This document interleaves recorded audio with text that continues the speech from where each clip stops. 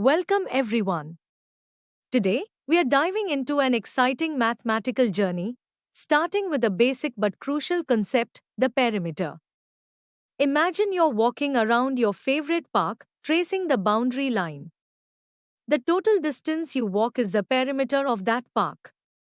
Similarly, in mathematics, the perimeter is the outside boundary of any shape. To find it, we simply add all the sides of the given shape.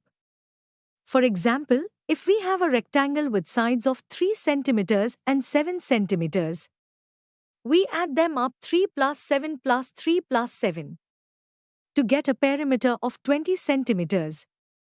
Pretty straightforward, right? Let's move on to see how this concept helps us in understanding more complex ideas. Now that we've explored the perimeter, let's step inside the shape to discover the concept of area. The area is the surface enclosed by the perimeter. Think of it as the space within the boundary of your park. For different shapes, we have specific formulas to calculate this space. Let's start with triangles, one of the fundamental shapes in geometry. Finding the area of a triangle can seem like a puzzle, but it's quite simple with the right formula.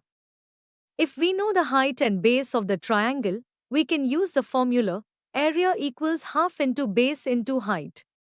For example, in a right-angle triangle with a base of 3 centimeters and height of 4 centimeters, the area would be half into 3 into 4, which equals 6 centimeters square.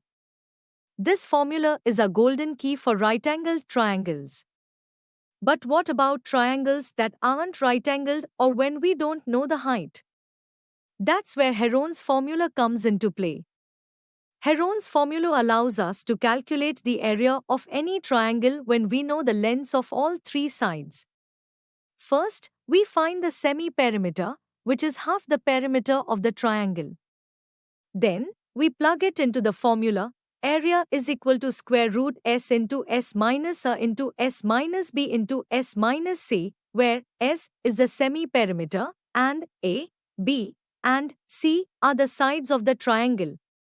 For example, with a triangle of sides 12 centimeters, 14 centimeters, and 6 centimeters, the semi-perimeter is 16 centimeters.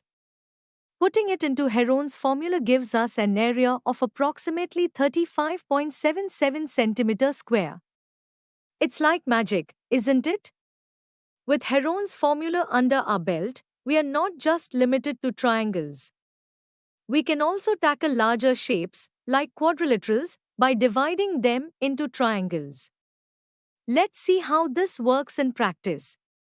To find the area of a quadrilateral, we can divide it into 2 triangles using a diagonal, then calculate the area of each triangle separately. For instance, if we have a quadrilateral with sides 9 centimeters, 40 centimeters, 28 centimeters, 15 centimeters, and a diagonal of 41 centimeters, we split it into 2 triangles. We can find the areas of 2 triangles. In this case, we can directly use the formula half into base into height. We get the area as 180 centimeters square.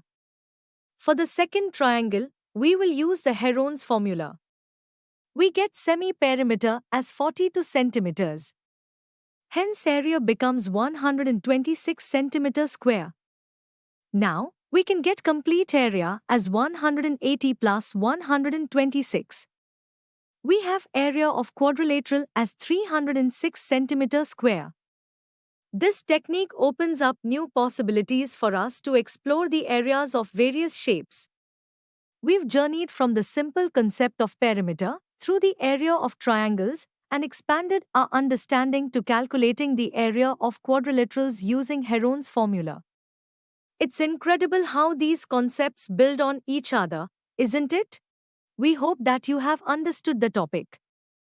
You can now study chapter notes, watch video lectures and solve MCQ tests of this chapter on Eduref to ensure you score well in your school exams. And that's not all. You also get amazing courses for maths, science, English, Hindi, and much more for class 9. Thank you.